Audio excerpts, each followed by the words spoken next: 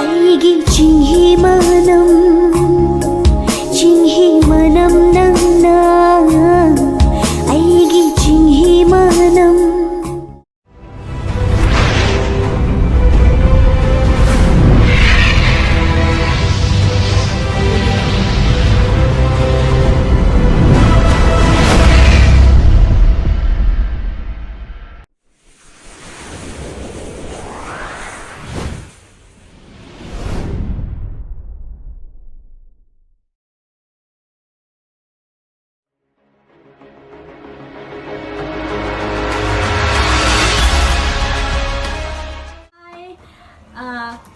I ngasi yam harawe ay B2 Artworks tagi gift ama phange and this is the gift. Tada! Thank you Bungoraj na tawibadi. Thank you Bungoraj. Thank you B2 Artworks. Thank you so much. Taseng na ayam pa mayam nale yam phaze ay room da thela thamani so.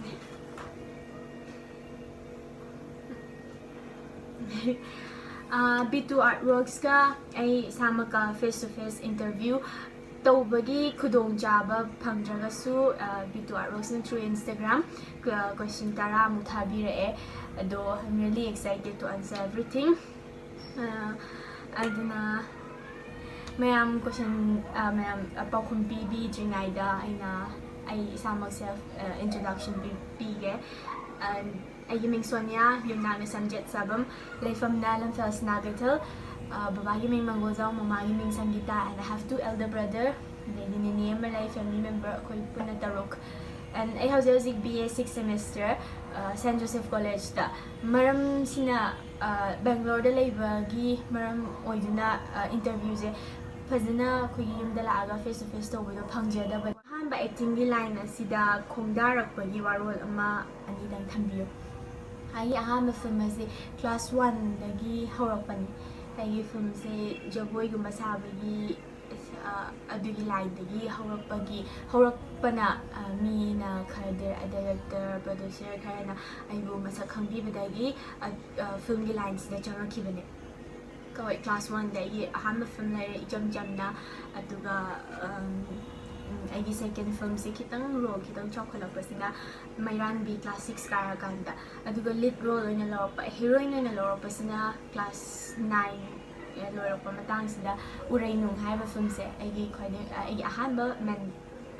man role oina kumjal hiba film ne Sonia gi wakal da film haiba si kadai bu ko film haiba se entertainment mi bu entertain tawhan bangamba adudo film haina kawe ado kharagi wakhalon de film habasi audience da babok da moral piba natraga lesson na matakpiba adugumba to khatang film haina lawnai adubo ai gi wakhaladi adu su film haina lawe and akoina wakhaldaga imagine to mangdaga uba pot sungudi ujiba do screen da uhanba adugumba du film haina kawe hayi entertain to ohenba do adugumba du su ai film Sonia gi khwai pamjaba actor actress amazon singer si kana no actor actress Manipur gi haraga na ai loina pame yana bagi habadi nate but khuding mak thok leiba mayam se angang oigera or senior junior loina mak talent leiba natane ani moi masa masa gi unique oiba talent yawje aduna amama mengora kan di dum loina mak pame and singer da haraga na aseng baharaga na Chepus Prani ta seng pame adubu ai isai adum Manipuri sai tabada si je pamte khote hablu yaudabadina adum loina mak pame singer da so Sonia gi mota punsi haibaji kari ne haina logani punsi aidi yam sang haraga di video se yam sang do khani do yam tenna define to ga haraga di punsi je humanity or sensitivity towards others kamai haina je khangre to adu romda hailase Sonia na lambi chatpada paisa gi khawjaw ama khullabadi kari tawani aina ta sengna paisa gi khawjaw ama khulladi hoi mapudo thibam thoba thirani thiba ba thirani aduga kaigumba ꯇꯁꯦꯡꯅ ꯐꯪꯗ꯭ꯔꯦ ꯍꯥꯏꯔꯒꯗꯤ ꯑꯩꯒꯤ ꯀꯥꯟꯅꯕ ꯍꯥꯏꯗꯤ ꯑꯩ ꯏꯁꯥꯒꯤ ꯀꯩꯅꯣ ꯅꯠꯇꯕ ꯐꯤꯔꯣꯜ ꯂꯩꯊꯣꯛꯄ ꯐꯣꯟ ꯂꯩꯊꯣꯛꯄ ꯑꯗꯨꯝꯕ ꯅꯠꯇꯕ ꯈꯤꯇꯪ ꯀꯥꯟꯅꯕꯔꯣꯝꯗ ꯗꯣꯅꯦꯁꯟ ꯑꯣꯏꯅ ꯇꯧꯊꯣꯛꯄꯒꯨꯝꯕ ꯗꯣꯅꯦꯠ ꯇꯧꯊꯣꯛꯄ ꯅꯠꯇ꯭ꯔꯒ ꯀꯩꯅꯣꯝ ꯀꯥꯟꯅꯕꯔꯣꯝꯗ ꯁꯤꯖꯤꯟꯅꯅꯕꯗꯤ ꯇꯧꯔꯅꯤ ꯄꯩꯁꯥꯗꯣ ꯍꯦꯛꯇ ꯑꯩꯒꯤ ꯅꯠꯇ꯭ꯔꯦꯅ ꯍꯨꯟꯗꯣꯛꯄꯗꯨꯅ ꯍꯦꯟꯅ ꯃꯥꯡꯖꯕ ꯑꯣꯏꯕꯅꯤꯅ ꯃꯄꯨꯗꯣ ꯂꯩꯇ꯭ꯔꯕꯅꯤ나 ꯑꯩꯅ ꯀꯥꯟꯅꯕꯗ ꯁꯤꯖꯤꯟꯅꯔꯅꯤ ꯁꯣꯅꯤꯌꯥꯒꯤ ꯄꯨꯟꯁꯤꯗ ꯃꯣꯕꯥꯏꯜꯗ ꯋꯥꯔꯤ ꯈ꯭ꯋꯥꯏꯗꯒꯤ ꯌꯥꯝꯅ ꯁꯥꯟꯅꯕꯁꯤ ꯀꯅꯥꯅꯣ ꯃꯃꯥ ꯕꯕꯥ ꯑꯣꯔ ꯑꯦꯅꯤꯋꯟ ꯑꯣꯀꯦ ꯑꯩꯈꯣꯏ ꯃꯃꯥ ꯕꯕꯥ ꯍꯣꯏꯗꯤ ꯌꯥꯝ ꯅꯛꯅ ꯂꯩꯔꯕꯅꯤꯅ ꯍꯥꯏꯗꯤ ꯅꯨꯡꯇꯤꯖꯥꯒꯤ ꯑꯗꯨꯝ ꯌꯨꯝꯗ ꯂꯩꯃꯤꯟꯅꯔꯛꯑꯕꯅꯤꯅ ꯌꯥꯝ ꯄꯥꯛꯅ ꯋꯥꯔꯤ ꯁꯥꯟꯅꯅꯕꯗꯣ ꯂꯩꯇꯦ ꯍꯣꯏ ꯆꯨꯝꯅꯒꯤ ꯅꯨꯡꯇꯤꯒꯤ ꯑꯩꯈꯣꯏ ꯃꯥꯅ ꯃꯇꯦꯛ ꯐꯣꯟ ꯇꯧꯔꯅꯤ ꯆꯥꯛ ꯆꯥꯔꯕ꯭ꯔꯥ ꯀꯣꯂꯦꯖ ꯀꯥꯕ꯭ꯔꯥ ꯅꯥꯕ꯭ꯔꯥ ꯈꯣꯠꯄ꯭ꯔꯥ ꯑꯗꯨ ꯍꯪꯉꯅꯤ ꯂꯣꯏꯁꯤꯜꯂꯅꯤ and then ꯕꯕꯥ ꯍꯥꯏꯔꯒꯅ ꯍꯥꯏꯗꯤ ꯊꯥ 2-3ꯒꯤ ꯃꯅꯨꯡꯗꯒ ꯑꯃꯨꯔꯛ ꯈꯛꯇꯪꯒ ꯐꯣꯟ ꯋꯥꯔꯤ ꯁꯥꯟꯅꯩ ꯑꯗꯨꯒ ꯑꯩꯈꯣꯏ ꯗꯗꯥ ꯑꯅꯤꯅ ꯃꯣꯏ ꯃꯁꯥ ꯃꯁꯥꯒꯤ ꯋꯥꯔꯜꯗ ꯂꯩꯈ꯭ꯔꯦ and ꯅꯤꯅꯦ ꯑꯗꯨꯅ ꯐꯣꯟ ꯄꯥꯏꯗ꯭ꯔꯦ so mostly ꯑꯩꯒꯤ ꯐ꯭ꯔꯦꯟꯁꯤꯡꯒ ꯍꯥꯏꯗꯤ ꯑꯗꯨꯒ ꯑꯌꯥꯝꯕ ꯋꯥꯔꯤ ꯁꯥꯟꯅꯩ ꯍꯥꯏꯗꯤ ꯐ꯭ꯔꯦꯟꯒꯗꯤ ꯑꯃꯨꯛ ꯋꯥꯔꯤꯗꯣ ꯑꯗꯨꯝ ꯌꯥꯝ ꯂꯩ ꯃꯌꯥꯝꯅꯁꯨ ꯈꯪꯅꯔꯝꯒꯅꯤ ꯑꯃꯨꯛ ꯍꯦꯟꯅ ꯂꯩꯌꯦ ꯑꯗꯨꯅ ꯃꯣꯏꯒ ꯑꯌꯥꯝꯕ ꯋꯥꯔꯤ ꯁꯥꯟꯅꯩꯌꯦ ꯐꯣꯟꯗ ꯁꯣꯅꯤꯌꯥꯁꯤ ꯐꯤꯜꯝ ꯂꯥꯏꯟꯗ ꯆꯪꯂꯝꯗ꯭ꯔꯕꯗꯤ ꯀꯔꯤꯗꯤ ꯇꯧꯔꯝꯕ ꯌꯥꯏ ꯍꯥꯏꯅ ꯈꯟꯕꯤ ꯐꯤꯜꯝ ꯂꯥꯏꯟꯗ ꯆꯪꯉꯝꯗ꯭ꯔꯗꯤ ꯑꯩ ꯌꯥꯝ ꯂꯩꯈ꯭ꯔꯦ ꯌꯥꯝ ꯇꯧꯕ ꯌꯥꯏ ꯑꯗꯣ ꯍꯧꯖꯤꯛꯁꯨ ꯇꯧꯅꯤꯡꯉꯤ ꯂꯥꯏꯛ ꯑꯩ ꯕ꯭ꯂꯣꯒꯔ ꯑꯣꯏꯕ ꯈꯣꯠꯄꯁꯦ ꯌꯥꯝ ꯇꯧꯅꯤꯡꯉꯦ ꯑꯗꯨꯕꯨ ꯑꯩꯅ ꯑꯩꯅ ꯑꯣꯏꯕ ꯀꯤꯖꯔꯤꯁꯤꯒꯤ ꯃꯔꯝꯗꯤ ꯍꯧꯖꯤꯛ ꯐꯤꯜꯝ ꯂꯥꯏꯟꯗ ꯆꯪꯁꯤꯜꯂꯨꯔꯕꯅꯤꯅ ꯑꯩꯅ ꯚ꯭ꯂꯣꯛ ꯇꯧꯕ ꯃꯇꯝꯗ ꯑꯌꯥꯝꯕ ꯑꯩꯒꯤ ꯂꯥꯏꯐ ꯁ꯭ꯇꯥꯏꯜ ꯀꯥꯟꯗ ꯎꯠꯊꯣꯔꯛꯇꯣꯏꯅꯤ ꯌꯨꯇ꯭ꯌꯨꯕꯇ ꯁꯣꯁꯤꯌꯦꯜ ꯃꯦꯗꯤꯌꯥꯗ ꯑꯗꯨꯅ ꯑꯣꯗꯤꯌꯟꯁꯅ ꯑꯩꯒꯤ ꯐꯤꯜꯝ ꯑꯅꯧꯕ ꯑꯃ ꯌꯦꯡꯕꯗ ꯑꯩꯒꯤ ꯀꯦꯔꯦꯛꯇꯔꯗꯣ ꯆꯨꯁꯟꯕ ꯉꯝꯗꯧ ꯃꯥꯟꯗꯕ ꯍꯥꯏꯗꯤ ꯅꯨꯡꯇꯤꯖꯥꯒꯤ ꯑꯩꯈꯣꯏꯒꯤ ꯅꯨꯡꯇꯤꯖꯥꯒꯤ ꯅꯠꯇ꯭ꯔꯒꯁꯨ ꯌꯨꯇ꯭ꯌꯨꯕꯇ ꯑꯩꯒꯤ ꯂꯥꯏꯐ ꯁ꯭ꯇꯥꯏꯜ ꯑꯩꯒꯤ ꯚꯤꯗꯤꯑꯣ ꯑꯗꯨꯝ ꯁꯨꯝ ꯇꯣꯏꯅ ꯎꯈꯠꯂꯛꯇꯣꯏꯅꯤꯅ ꯑꯗꯨꯒꯤ ꯀꯦꯔꯦꯛꯇꯔꯗꯣ ꯑꯗꯨꯝ ꯎꯔ ꯂꯩꯈꯤꯗꯧ ꯃꯥꯟꯕ ꯍꯥꯏꯗꯤ ꯐꯤꯜꯝꯒꯤ ꯀꯦꯔꯦꯛꯇꯔꯗꯣ ꯑꯗꯨꯝ ꯂꯨꯞꯁꯟꯕ ꯉꯝꯗꯧ ꯃꯥꯟꯗꯕ ꯑꯗꯨꯒꯤ ꯄꯥꯈꯠꯄꯒꯤꯁꯦ ꯕ꯭ꯂꯣꯒꯔꯁꯨ ꯑꯣꯏꯗꯕꯅꯦ ꯑꯗꯨꯒ ꯚ꯭ꯂꯣꯒꯁꯨ ꯇꯧꯅꯤꯡꯗꯕꯅꯦꯕ ꯑꯗꯣ ꯀꯩꯒꯨꯝꯕꯅ ꯐꯤꯜꯝ ꯂꯥꯏꯟꯁꯦ ꯇꯧꯔꯝꯗ꯭ꯔꯗꯤ ꯑꯩ ꯚ꯭ꯂꯣꯒ ꯀꯩ ꯌꯥꯝ ꯇꯧꯅꯤꯡꯉꯦ ꯑꯗꯩꯗꯤ ꯕꯤꯖꯤꯅꯦꯁ ꯑꯣꯏꯔꯣ ꯅꯠꯇ꯭ꯔꯒ ꯈꯪꯗꯦ ꯕꯤꯖꯤꯅꯦꯁ ꯍꯧꯖꯤꯛꯁꯨ ꯇꯧꯕ ꯌꯥꯏꯕ ꯈꯤꯇꯪ ꯐ꯭रीडꯝ ꯈꯔꯗꯤ ꯋꯥꯠꯂꯦ ꯃꯔꯝꯗꯤ ꯑꯩꯅ ꯍꯧꯖꯤꯛ ꯇꯧꯔꯨꯕꯗ खितंग अपनबगुम्बदी लेदना कईगुम्बा फिल्म लाइन्सदा अइसे यावरमद्रगदी खितंग अइंगोंदा खर फ्री ओइनीजना थबक मयाम तौनिंगबा मयाम लेइ मचा अदु मयामदो अदुम अंगांग ओइङाइदगी तौबा हौरमबा याइबा अदुबु फिल्म लाइन्सदा चंगुरनिना अदुदु खितंग लोना तौबा ताइ सोनियागी पुंसीदा ख्वाइदगी नुंगाइबा अमसु ख्वाइदगी वाबा थौदोक अमतंग हाइबियु आइगी ख्वाइ नुंगाइबा हाइरगना 10 अइना क्लास 10 की रिजल्ट हाइदोकबदे सी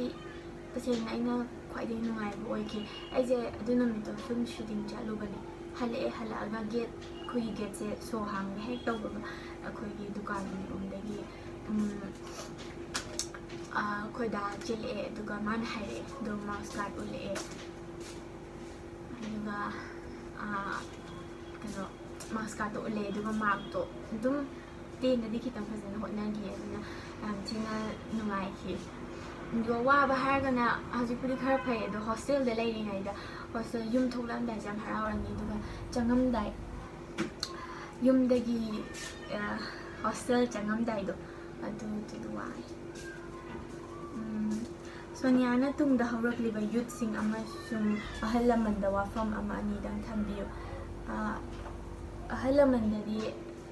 अइना एडवाइस पिरुबदी यारोय दुगा होय अखोइ हौगतलक्लिबा यूथ सिंगददी लाइक फजना तमु लाइक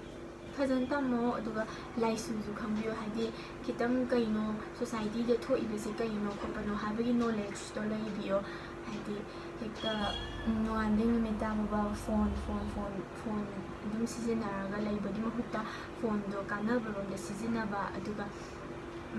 नंगना लांगुरसु नमानबी कोइबा चटलुरगसु हंजलागा लाइरिक पाबा लाइरिक मरु ओइ ना हाइनिंगिते एन अहल लमनदना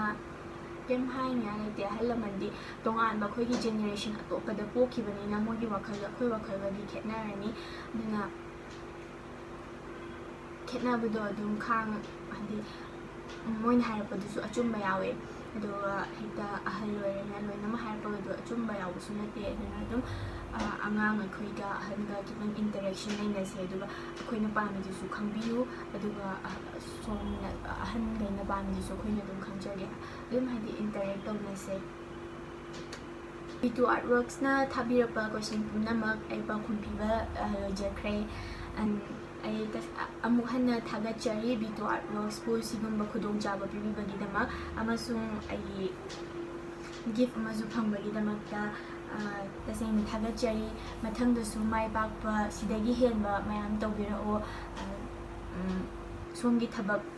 ꯂꯦꯞꯄꯤꯒꯅꯨ ꯑꯗꯨꯝ ꯇꯧꯗꯕꯤꯈꯣ ꯑꯗꯨꯒ ꯑꯩꯈꯣꯏꯅꯁꯨ ꯑꯗꯨꯝ ꯁꯞꯄꯣꯔꯠ ꯇꯧꯒꯅꯤ ꯁꯣꯝꯅꯁꯨ ꯑꯗꯨꯝ ꯃꯈꯜ ꯃꯈꯜ ꯌꯦꯛꯄꯤꯔꯛꯎ ꯑꯗꯨꯒ ꯑꯐꯥꯎꯕ ꯃꯤ ꯑꯃ ꯑꯣꯏꯕꯤꯌꯨ ꯊꯦꯡꯛ ꯌꯨ ꯕꯥꯏ ꯕꯥꯏ ꯅꯨꯡꯁꯤ ꯊꯧꯔꯤꯕꯨ